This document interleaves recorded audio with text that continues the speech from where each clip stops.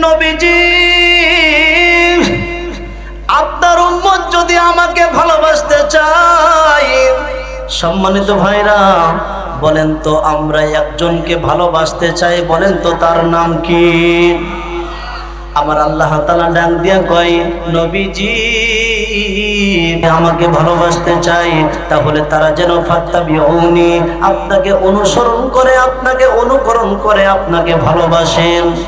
আর আপনার উম্মত যদি আপনাকে অনুসরণ করে, অনুকরণ করে আপনাকে ভালোবাসে, আমি আল্লাহ তাআলা আপনার উম্মত দিগকে দুইটা জিনিস দিব। চিৎকার করে বলেন না কয়টা? এক নম্বর হলো ইউহিব্বুকুমুল্লাহ। এক নম্বর হলো যদি আপনার উম্মত যদি আপনাকে অনুসরণ করতে পারে, আমি আল্লাহ তাআলা আপনার উম্মত দিগকে ভালোবাসবো। চিৎকার করে বলেন না সুবহানাল্লাহ। দুই নম্বর হলো ওয়ায়াগফিরু লাকুম যুনুবাকুম। দুই নম্বর হলো আপনার উম্মত যদি আপনাকে অনুসরণ করে, অনুকরণ করে, আপনাকে ভালোবাসে, দুই নম্বরে যে জিনিসটা আমি দিব, আপনার উম্মত জীবনে যত গুনাহ করবে, আমি আল্লাহ তাআলা আপনার উম্মতের জীবনের গুনাহগুলো মাফ করে দিব। চিৎকার করে বলেন না সুবহানাল্লাহ। ওয়াল্লাহু গফুরুর রহিম, আল্লাহ ক্ষমাশীল আর দয়ালু। এবার আমি আপনাদের কাছে একটা প্রশ্ন করতে চাই, বলেন তো আমার আল্লাহ তাআলা আমাদের জীবনের গুনাহগুলো মাফ করে দিবে আর আল্লাহ তাআলা আমাদেরকে ভালোবাসবেন, শর্ত হলো একটি, ফাত্তাবিউনি, রাসূলকে অনুসরণ করা। বলেন তো আমরা কাকে অনুসরণ করব? কথা বলেন কাকে? রাসূলকে অনুসরণ করব। তো সম্মানিত ভাইরা একটু গুছাইতে দেন, আপনাদের ভালো লাগবে। দেখেন আল্লাহ তাআলা বলছে রাসূলকে অনুসরণ করার কথা, কিন্তু আজ যুবকরা তো অনুসরণ করে, অনুকরণ করে নায়ক শাকিব খানকে। কথা বলেন। আজ যুবকরা তো অনুসরণ করে, অনুকরণ করে ভালোবাসে নায়ক মান্নাকে। আজ যুবকরা তো অনুসরণ করে, অনুকরণ করে ভালোবাসে নায়ক সালমান শাহকে। কথা বলেন ঠিক কিনা? ও যুবক, আজ যুবকরাই তো বেশি মাহফিলের দিকে ধাবিত হচ্ছে, এবং আমার আলোচনার মূল থাকে যুবকরা যদি ইসলামের উপরে চলে, যুবকরা যদি ভালো হয়ে যায়, আমার তো মন বলে এই বাংলাদেশ সোনার বাংলাদেশ হয়ে যাবে। যুবক, তুমি কি একটু ভাবো না যে নায়ক শাকিব খান নিঃসন্দেহে আপনাকে আমাকে জাহান্নামে নিয়ে যাচ্ছে? চিৎকার করে বলেন কোথায় নিয়ে যাচ্ছে? এবার প্রশ্ন আসতে পারে, হুজুর নায়ক শাকিব খান, নায়ক মান্না, নায়ক সালমান শাহ আমাদেরকে জাহান্নামে নিয়ে যাচ্ছে, আপনি কোরআনের কোনো কথা বললেন না, হাদিসের কোনো কথা বললেন না, তাহলে আপনি কিভাবে বললেন? এবার দলিল নেন।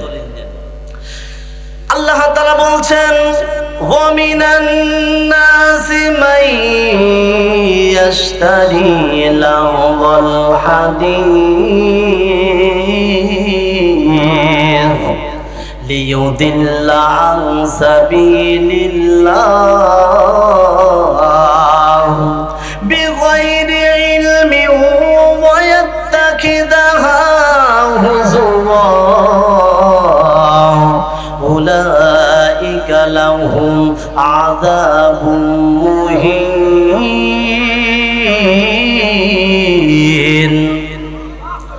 আল্লাহ তাআলা বলছেন যারা মানুষকে ইসলাম থেকে আলাদা করতে চায়, গানের মাধ্যমে, নাটকের মাধ্যমে, ছায়াছবির মাধ্যমে যারা মানুষকে ইসলাম থেকে আলাদা করতে চায়, ঢোলের মাধ্যমে যারা আলাদা করতে চায়, তাদের জন্য আমি জাহান্নামের ভিতরে যন্ত্রণাদায়ক শাস্তির ব্যবস্থা করে রেখেছি।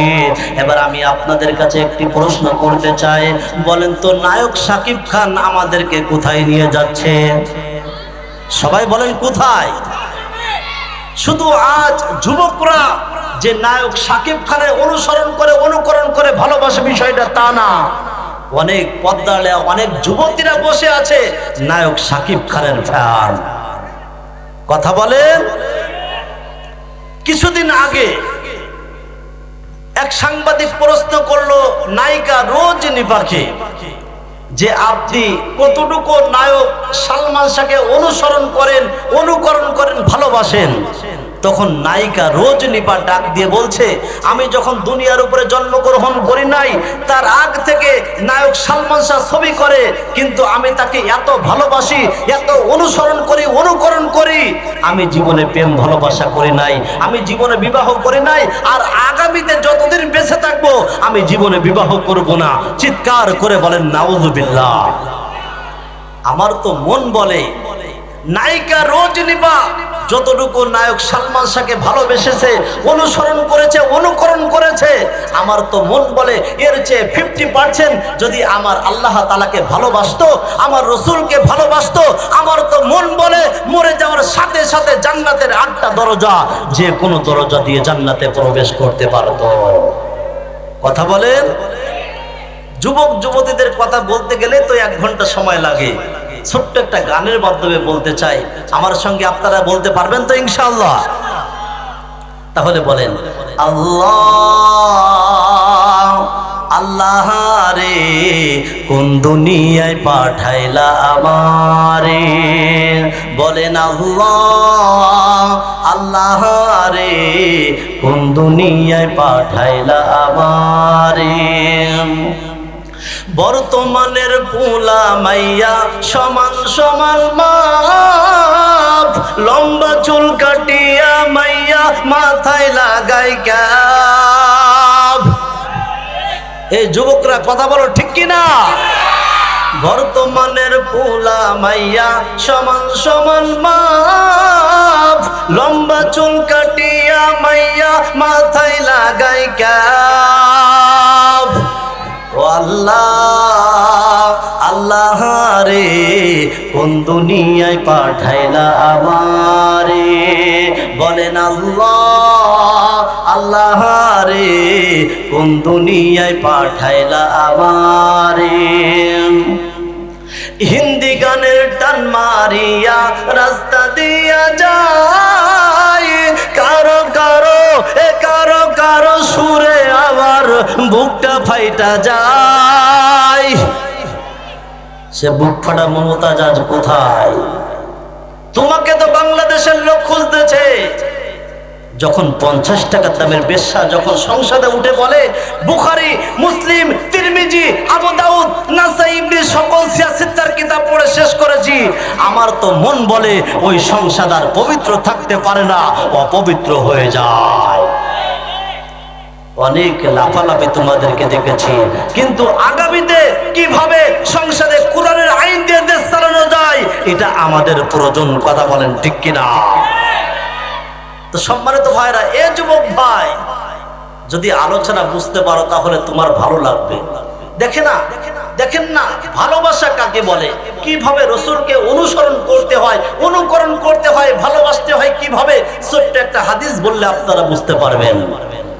হাদিসটা হলো আনাস রাদিয়াল্লাহু তাআলা আনহুমা قال رسول الله صلى الله عليه وسلم لا يؤمن احدكم حتى اكون احب اليه من والده وولده والناس اجمعين।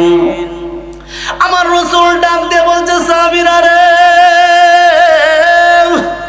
যতক্ষণ পর্যন্ত তোমার পিতা, তোমার মাতা, তোমার ভাই, তোমার বোন, এমনকি ওয়ান্নাসি আজমাইন, দুনিয়ার সমস্ত মানুষ থেকে আমার রাসূলকে ভালোবাসতে না পারবে, ততক্ষণ পর্যন্ত তোমরা পরিপূর্ণ ঈমানদার হইতে পারবে না। আমার রাসূল যখন এই কথা বললেন, হযরত ওমর চুপচাপ বসে আছেন। যুবক ভাই আমার, হযরত ওমর এবার ডাক দিয়ে বলছেন, ইয়া রাসূলুল্লাহ, আমার মন বলতেছে আমি দুনিয়ার সব চেয়ে আপনাকে মহব্বত করি, আপনাকে ভালোবাসি, কিন্তু আমার জীবন থেকে আপনাকে ভালোবাসতে পারি নাই। আমার রাসূল ডাক দিয়ে বলছে, ওমর, তুমি পরিপূর্ণ ঈমানদার হইতে পারো নাই। এর এরপর ওমর চুপচাপ বসে আছেন। কিছুক্ষণ পর ডাক দিয়ে বলছেন, ইয়া রাসূলুল্লাহ, এখন আমার মন বলতেছে দুনিয়ার সবচেয়ে, এমনকি আমার জীবন থেকে এখন আপনাকে মুহাব্বত করে ফেলেছি। চিৎকার করে বলেন না আল্লাহু আকবার। এ যুবক ভাই আমার, কোন দিকে নজর নাই, অল্প সময় স্বল্প কথা বলে আমি আপনাদের কাছ থেকে বিদায় নিতে চাই। দেখেন না রাসূলকে কিভাবে অনুসরণ করতে হয়, কিভাবে অনুকরণ করতে হয়, কিভাবে ভালোবাসতে হয়। যুবক ভাই আমার, এই সাহাবীর নাম হচ্ছে মুসআব বিন উমাইর। চিৎকার করে বলেন নাম কি? মুসআব বিন উমাইর। চিৎকার করে বলেন নাম কি? এখন যদি এই 5টা মিনিট, খুব গুরুত্বপূর্ণ সময়, যদি আপনারা আমার আলোচনা বুঝতে পারেন 5টা মিনিট, তাহলে মনে করবেন আলোচনার 75% আপনার ব্রেনের ভিতরে ঢুকে গেছে। এই সাহাবীর নাম হচ্ছে মুসআব বিন উমাইর। চিৎকার করে বলেন নাম কি? এই নামটা মনে রাখবেন। কারণ কি, আগামীকাল যখন চায়ের দোকানে বসে বলবেন মাশাআল্লাহ মুফতি আসাদুল্লাহ গালিব বাস্তববাদী খুব চমৎকার আলোচনা করেছেন, চায়ের দোকানদার ডাক দিয়ে বলবে কি আলোচনা করেছেন, আপনি কিছু বলতে পারলেন না। এমন আলোচনা শুনে লাভ আছে? প্রিয় ভাই, আল মুসলিমু আখুল মুসলিম, প্রতিটা মুসলমান হলো ভাই ভাই। আমি কিন্তু আপনাদের ভাই। হঠাৎ করে একটা ভাইকে আমি দাঁড় করিয়ে দিব, ভাই আমি কি আলোচনা করছি, না ভাই আপনি কানের মজা নিলেন, কিছু বুঝতে পারলেন না, এমন আলোচনা করে কোনো লাভ? প্রিয় ভাই, আমার আলোচনা বুঝতে কি আপনাদের কষ্ট হচ্ছে? মনে হয় কষ্ট হওয়ার কথা, কারণ আমার তো যশোর ডিস্ট্রিক্ট আর আপনাদের ফেনী, আপনাদের কথা বুঝতে আমার অনেক কষ্ট হয়। তাহলে প্রিয় ভাই, এই 5টা মিনিট খুব মনোযোগ। এরপরে যদি আপনাদের ভালো না লাগে আপনারা চলে যান, কোনো আপত্তি নাই। এই সাহাবীর নাম হচ্ছে মুসআব বিন উমাইর। চিৎকার করে বলেন নাম কি? এই মুসআব বিন উমাইর এক বাবার এক সন্তান। আচ্ছা, এক বাবার এক সন্তান কি আছেন একটু হাত তুলে দেখান তো। মাশাআল্লাহ, অনেকে আছেন, হাত নামান। এই মুসআব বিন উমাইর এক বাবার এক সন্তান, বাবা শিল্পপতি। আচ্ছা বলেন তো, বাবা যদি শিল্পপতি হয় তাহলে টাকা পয়সার কোনো অভাব আছে? অভাব নাই। এই মুসআব বিন উমাইর জীবনে এক পাঞ্জাবি, এক শার্ট, এক জুব্বা, এক গেঞ্জি একবারের বেশি গায়ে দিতেন না। আচ্ছা, আমাদের মধ্যে এমন কোন ব্যক্তি আছে যে একবার একটা পাঞ্জাবি গায়ে দেয় আর গায়ে দেয় না, এমন কোন ব্যক্তি আছে? নাই। এই মুসআব বিন উমাইর এত দামি আতর, এত দামি পারফিউম ব্যবহার করতেন। যদি ওই রাস্তা দিয়ে মুসআব বিন উমাইর আজও যায়, আগামীকাল ওই রাস্তা দিয়ে যদি কোনো ব্যক্তি যেত, তাহলে বুঝতে পারতো এই রাস্তা দিয়ে মুসআব বিন উমাইর গিয়েছে। চিৎকার করে বলেন আল্লাহু আকবার। সবচেয়ে বড় আকর্ষণ হচ্ছে এই মুসআব বিন উমাইর এত সুদর্শন পুরুষ ছিলেন। রাস্তা দিয়ে যখন যেত তখন মুসআবের দিকে শত শত যুবক যুবতীরা তাকিয়ে থাকতো। আল্লাহু আকবার। আর সবচেয়ে বড় আকর্ষণ হচ্ছে এটা যে আমার রাসূল সাল্লাল্লাহু আলাইহি ওয়াসাল্লামের চেহারার সাথে মুসআব বিন উমাইরের চেহারার মিল ছিল। আল্লাহু আকবার। আচ্ছা বলেন, টাকা পয়সা চেহারা ছবি কোন দিক দিয়ে কম আছে? কম আছে বলেন? কিন্তু মুসআব বিন উমাইর ইহুদি, ইসলাম ধর্ম গ্রহণ করেন নাই, এখনো মুসলমান হন নাই। মুসলমান ভাইরা রে আমার, কোন দিকে নজর নাই। আল্লাহ রাসূল সাল্লাল্লাহু আলাইহি ওয়াসাল্লাম যখন মক্কার দাওয়াত দিচ্ছেন, মক্কায় যখন কালিমার দাওয়াত দিচ্ছেন, তখন আবু জেহেল তেলে বেগুনে জ্বলে উঠছে যে মুহাম্মদ কিভাবে কালিমার দাওয়াত দেয়। যদি এইভাবে কালিমার দাওয়াত দেওয়া শুরু করে তাহলে আমাদের 2 নম্বর চেয়ার থাকবে না, ক্ষমতা থাকবে না। এবার আবু জেহেল তার দলের লোকগুলো নিয়ে মুসআব বিন উমাইরের বাসায় আসলেন। ডাক দিয়ে বলছে, মুসআব, আমি আমি তোমার কাছে একটা দাওয়াত দিতে চাই, তোমাকে একটা জিনিসের আহ্বান করতে চাই। তুমি নবী মুহাম্মাদের কাছে যাইও না, কালিমা পড়ো না, মুসলমান তুমি হইও না। এখন মুসাব বিন উমাইর মনে মনে ডাক দিয়ে বলে যে আবু জেহেলের মতো নেতা বলে নবী মুহাম্মাদের কাছে যাওয়া যাবে না, কালিমা পড়া যাবে না, তাহলে কেমন মুহাম্মদ? আমার মন চাই একটু দেখার জন্য। এখন আবু জেহেল যখন নিষেধ করেছে, বাংলাদেশের মানুষের একটা জিনিসের খুব অভ্যাস, দেখেন না এই জায়গা থেকে কিছুদিন আগে যখন বাংলাদেশের প্রধানমন্ত্রী অবৈধ সরকার শেখ হাসিনা ছিল, তখন কোরআনের মাহফিলে 144 ধারা মামলা দায়ের করেছিল। তখন কিন্তু মাহফিলের লোকের অভাব ছিল না, আর এখন কিন্তু কোরআনের মাহফিলে কোনো অনুমতি নেওয়া লাগে না, 144 ধারা মামলা দায়ের নাই, এরপরেও কিন্তু কোরআনের মাহফিলের লোকের সংখ্যা কম। কথা বলেন ঠিক কিনা? এবার মুসাব ডাক দিয়ে বলছে আবু জেহেলের মতো নেতা বলতেছে মুহাম্মাদের কাছে যাওয়া যাবে না। এবার আমার মন চাই মুহাম্মদ কেমন একটু দেখতে। যখন গভীর রাত হয়েছে, মুসাবের মন চাই রসুলের দরবারে যেতে। হাঁটি হাঁটি পা পা করে রসুলের দরবারে গেলেন, দেখে আমার রসুল কোরআন তেলাওয়াত করতেছে, আর রহমান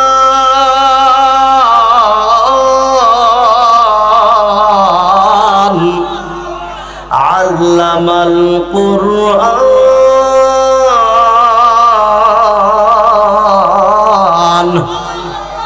খলাকাল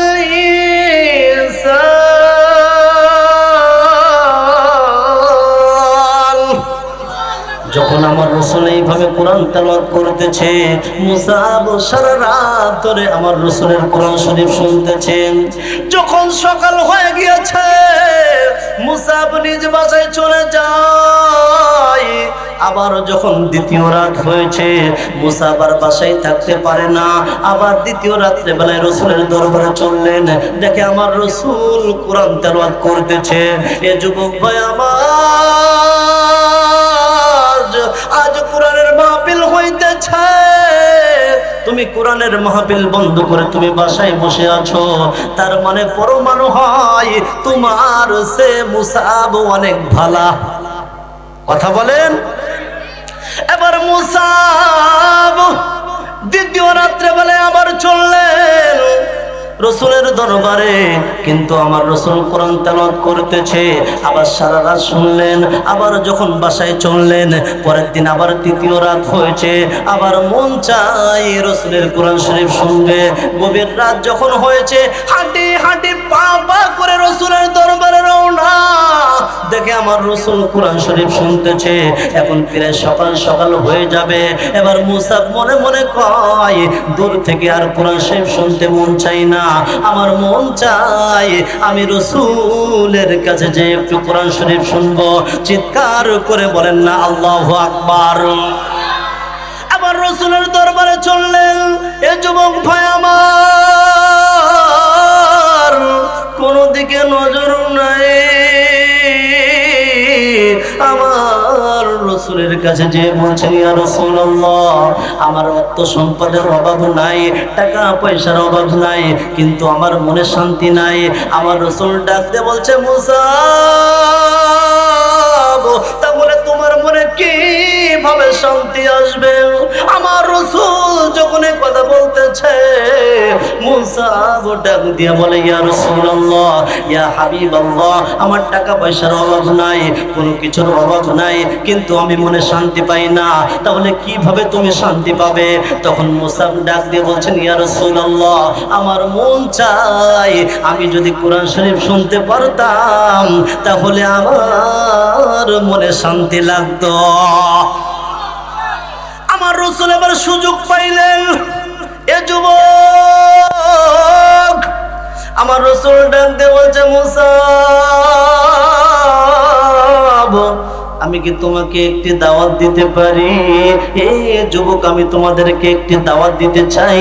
আমার রাসূল ডাক দিয়ে বলছে, মুসাব, আমি কি তোমাকে একটি দাওয়াত দিতে পারি, তুমি কি গ্রহণ করবা? মুসাব ডাক দিয়ে বলছেন, নবীজি, আপনি আমাকে দাওয়াত দিবেন আর আমি গ্রহণ করব না, এটা তো হতে পারে না। আপনি যা বলবেন আমি গ্রহণ করব।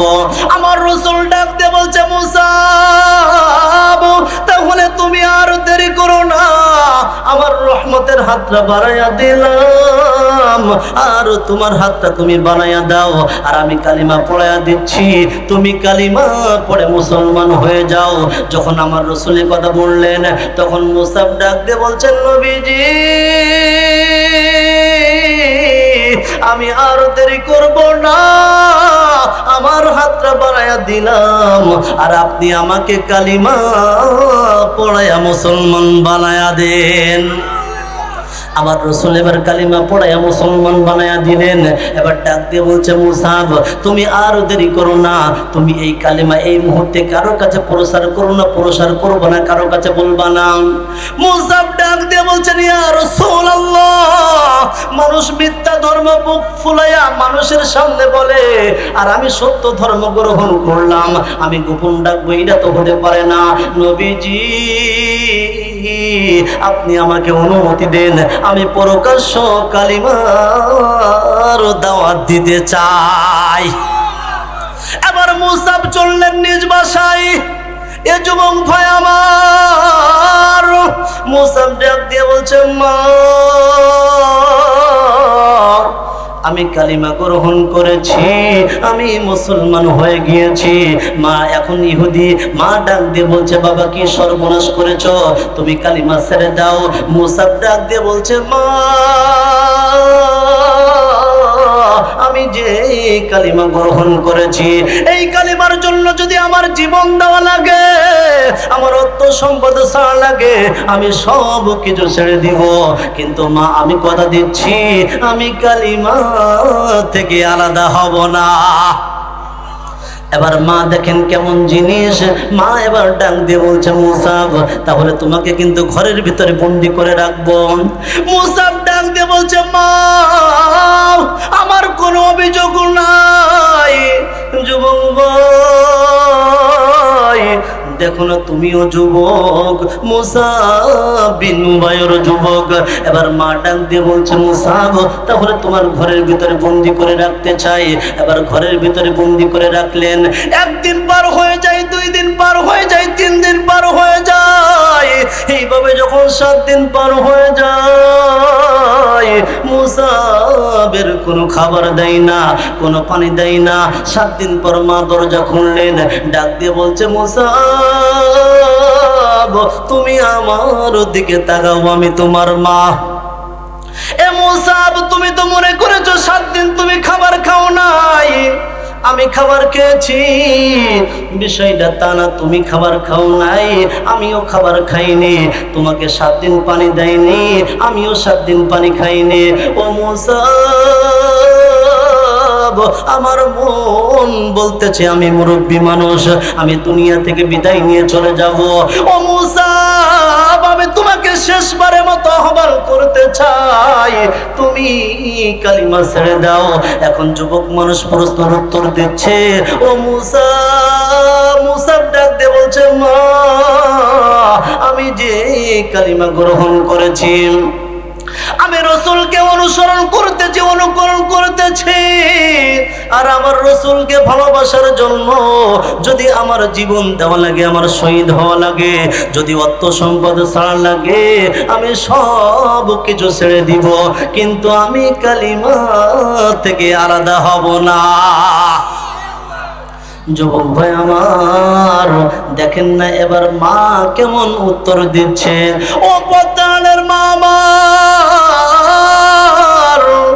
মা ডাক দিয়ে বলছে, সন্তান, কালিমার ব্যাখ্যা জানো?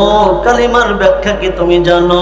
মুসাব ডাক দিয়ে বলে, মা, আমি কোনো কালিমার ব্যাখ্যা জানতে চাই না, আমি একটাই মাত্র ব্যাখ্যা জানি, আমি কালিমা পড়েছি, আমি মুসলমান হয়েছি, আর মুসলমানের জন্য যদি সব ছাড়া লাগে, আমি সব কিছু ছেড়ে দিতে পারি। আবার মা ডাক দিয়ে বলছে, অর্থ সম্পদ ছেড়ে দাও, তুমি আর এই বাড়িতে আসতে পারবে না, আমাকে মা বলে ডাকতে পারবে না। মুসাব ডাক দিয়ে বলছে, মা, আমি দুনিয়ার সমস্ত অর্থ সম্পদ ছাড়লাম, আমি আমার রসুলের দরবারে চললাম। এবার মুসা বিন উমাইর রসুলের দরবারে চললেন, কিন্তু যখন রসুলের দরবারে চললেন আমার রসুল কোরআন তেলাওয়াত করতেছে, হঠাৎ করে মুসাবের দিকে তাকায়, শিল্পপতির সন্তান, এ যুবক কিসের এত অহংকার করো? দেখো না মুসাব যখন রসুলের দরবারে চললেন আমার রসুল মুসাবের দিকে তাকায় দেখে মুখটা শুকনা। আমার রসুল ডাক দেয়, মুসাব তুমি তো শিল্পপতির সন্তান, তোমার টাকা পয়সার অভাব নাই, তোমার মুখটা কেন শুকনা, মুখটা কেন মলিন দেখা যায়? এবার মুসাব ডাক দিয়ে বলছে, ইয়া রাসূলুল্লাহ, আমি যেহেতু কালিমা গ্রহণ করেছি, আমার মা আমাকে 7 দিন বন্দি করে রেখেছে, খাবারের কোনো ব্যবস্থা নাই, খাবারও দেয় নাই। আমার রাসূল ডাক দিয়ে বলছে, যুবক চিন্তা করো না, আমি তোমার খাবারের ব্যবস্থা করতেছি। মুসাব ডাক দিয়ে বলছেন, ইয়া রাসূলুল্লাহ, আমি 7 দিন অনেক কষ্টের ভিতরে ছিলাম, কিন্তু আপনার নূরময় চেহারার দিকে যখন তাকাইছি আমার সমস্ত কষ্ট খাবার, আমার সমস্ত কষ্ট গুলো নিবারণ হয়ে গেছে। আমার রাসূল ডাক দিয়ে বলছে, মুসাব তুমি আর দেরি করো না, যাও যাও মদিনার দিকে রওনা দাও। এ যুবক ভাই আমার কোনো দিকে নজর করবেন না, দেখেন একটু পানি আছে কিনা, একটু চোখে পানি আসে কিনা, মাত্র 10টা মিনিট খুব গভীর মনোযোগ। আমার রাসূল ডাক দিয়ে বলছে, মুসাব যাও যাও মদিনার দিকে যাও, যেহেতু তুমি শিল্পপতির সন্তান, যদি মক্কায় থাকো তোমার উপরে জুলুম চালানো হবে, স্টিম রুলার চালানো হবে।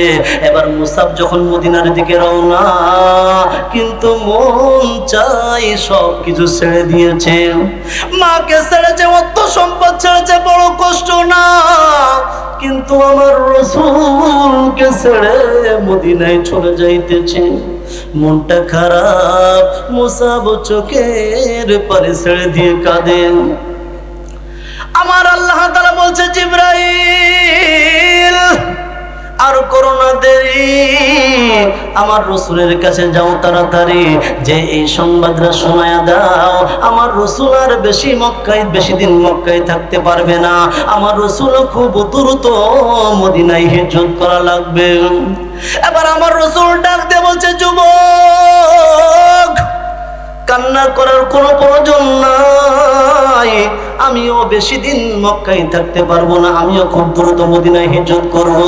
যাও যাও তুমি মদিনায় চলে যাও। মুসাব মদিনায় চলে গেল। এবার আমার রাসূল আবু বকরকে ডাক দিয়ে বলছে, ও আবু বকর, কোথায় আমার বন্ধু? এ মুরব্বি ভাই আমার রাসূল ডাক দিয়ে বলছে, আবু বকর আর বেশি দিন মক্কায় থাকা যাবে না, খুব দ্রুত মদিনায় যাওয়া লাগবে, আমার সফর সঙ্গী হবা তুমি আমার সাথে কিন্তু মদিনায় তোমার হিজরত করা লাগবে। দেখেন না কেমন রাসূলের আশিক আবু বকর, সারাদিন আমার রাসূলের সাথে সময় পার করে। যখন রাত হয় যার যার মতো বাসায় চলে যায়, কিন্তু আবু বকর বাসায় যায় সত্য, কিন্তু রাত্রে বেলায় ঘুমায় না, দরজার সাথে পিঠ লাগাইয়া চুপচাপ দাঁড়াইয়া থাকে, কারণ আমার রাসূল কখন ডাক দিবে আবু বকর আমাকে পাবে না, আবার ডাক দিবে। এই চিন্তা করে আবু বকর বিছানার সাথে পিঠ লাগাই না। হঠাৎ করে গভীর রাত্রে বেলায় আমার রাসূল ডাক দেয়, আবু বকর। আবু বকর ডাক দিয়ে বলে, লাব্বাইক, আমি হাজির। এবার আমার রাসূল ডাক দিয়ে বলছে, আবু বকর তোমাকে এক ডাক দিলাম, তুমি কিভাবে হাজির হইলা? আবু বকর ডাক দিয়ে বলেন, নবীজি যেদিন থেকে আপনি আমাকে বলেছেন মক্কা থেকে মদিনায় হিজরত করা লাগবে, সফর সঙ্গী আমি হব।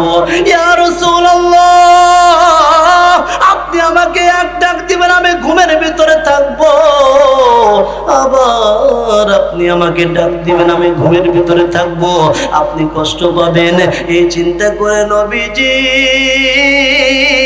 সেদিন থেকে আমি বিছানায় পিঠ লাগাই নাই। চিৎকার করে বলেন না আল্লাহু আকবার।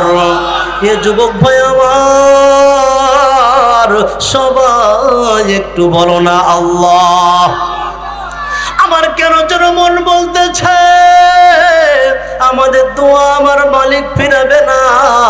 এই জন্য ফেনীর মুসলমান আবার একটু বলো না আল্লাহ, আবার একটু মায়াবী কণ্ঠে বলেন না আল্লাহ।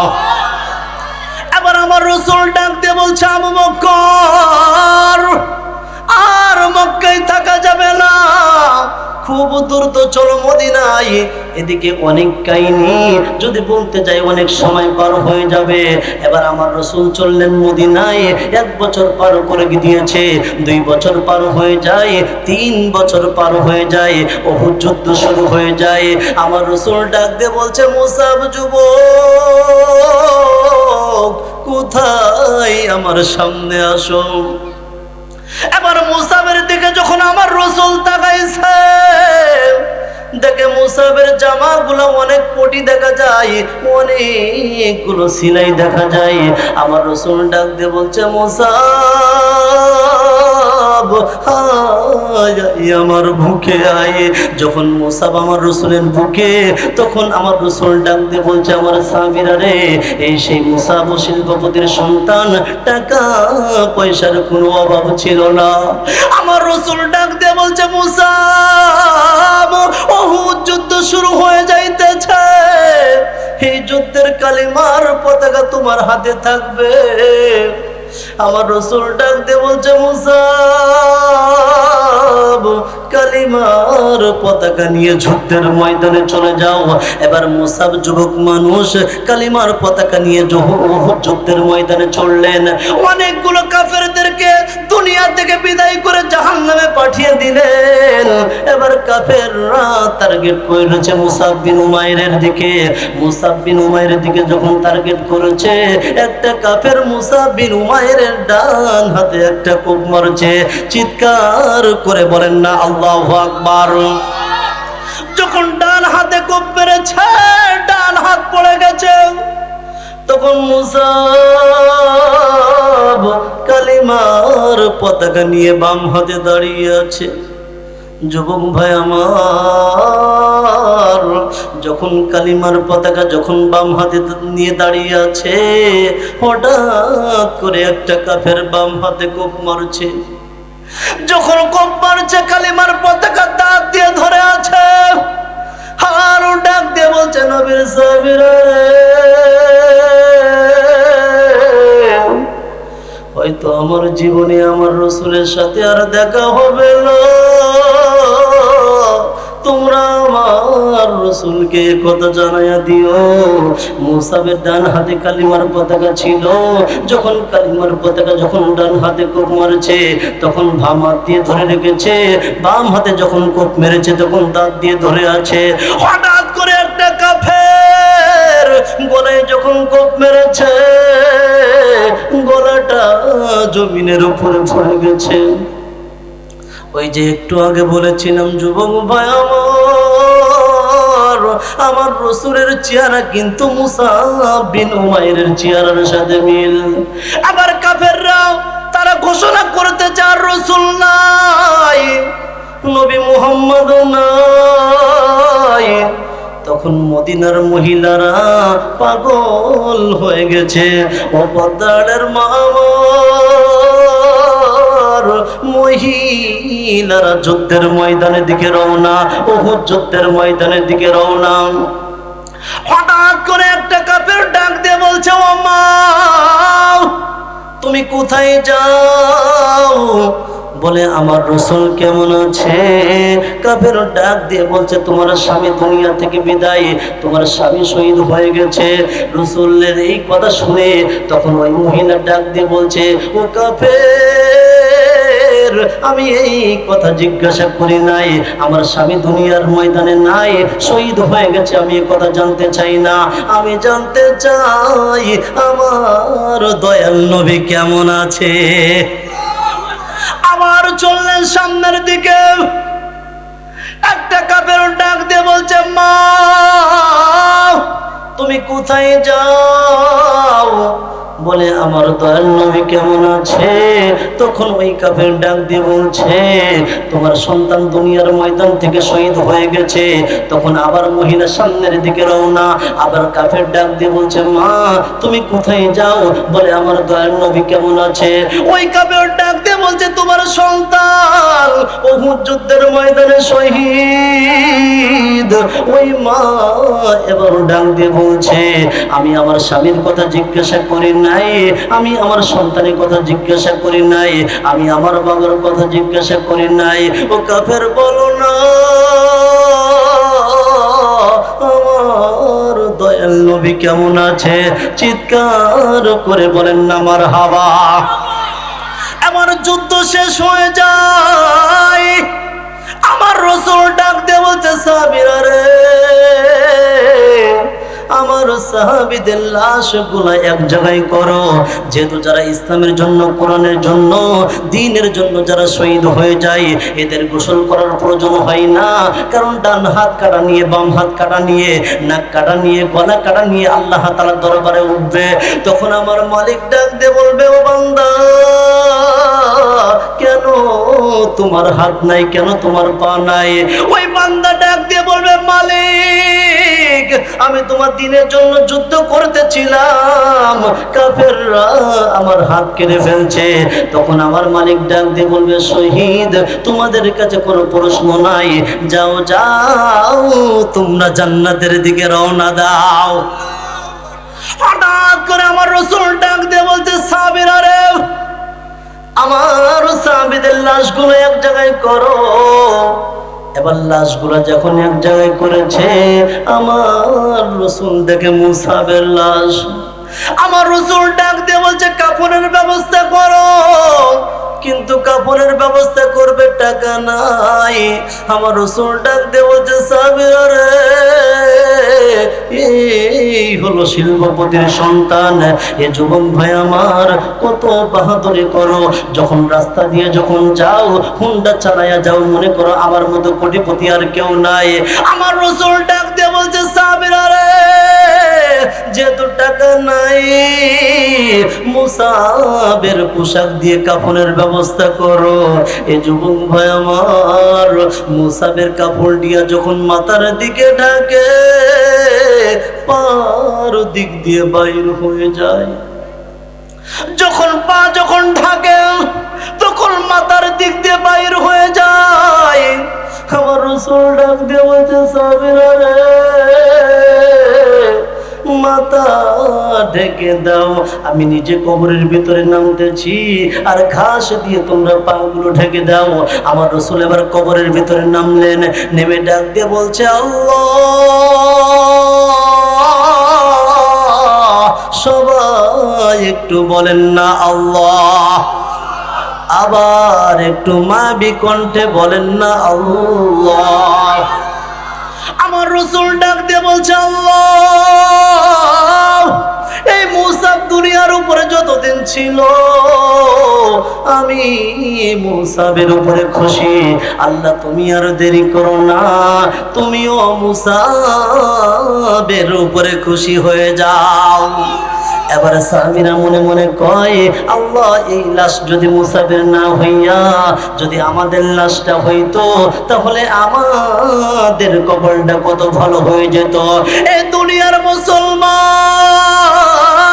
এ ফেরিবাসী, এবার আমি আপনাদের কাছে একটি প্রশ্ন করতে চাই, যদি আপনি আমি জান্নাতে যেতে চাই, বলেন তো আমরা কাকে অনুসরণ করব? কাকে? রাসূলকে। মনে রাখবেন, আল্লাহ তাআলা ডাক দিয়ে কয়, ফাত্তাবিউনি, যদি হে রাসূল আপনার উম্মত যদি আমাকে ভালোবাসতে চায়, তাহলে তারা যেন ফাত্তাবিউনি, আপনাকে অনুসরণ করে, আপনাকে অনুকরণ করে, আপনাকে ভালোবাসে। আর যদি আমরা রাসূলকে অনুসরণ করতে পারি, অনুকরণ করতে পারি, বলেন তো আমার আল্লাহ তাআলা কয়টা জিনিস দিবেন? এক নম্বর হচ্ছে আল্লাহ তাআলা আমাদের জীবনের সমস্ত গুনাহগুলো মাফ করে দিবেন।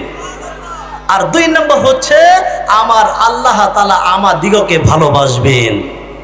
এবার বলেন, যদি আমরা রসুলকে অনুসরণ করি, আল্লাহ তাআলা যদি আমাদেরকে ভালোবাসে, আমাদের জীবনের গুনাহগুলো মাফ করে দেয়, আমাদের কি কোনো চিন্তা আছে? কোনো ভয় আছে? কোনো পেরেশান আছে? শর্ত হলো একটি। আবার বলেন তো আমরা কাকে অনুসরণ করব? আল্লাহ তাআলা আপনাকে আমাকে এই কথার উপরে আমল করার তৌফিক দান করুন। চিৎকার করে বলেন আমিন।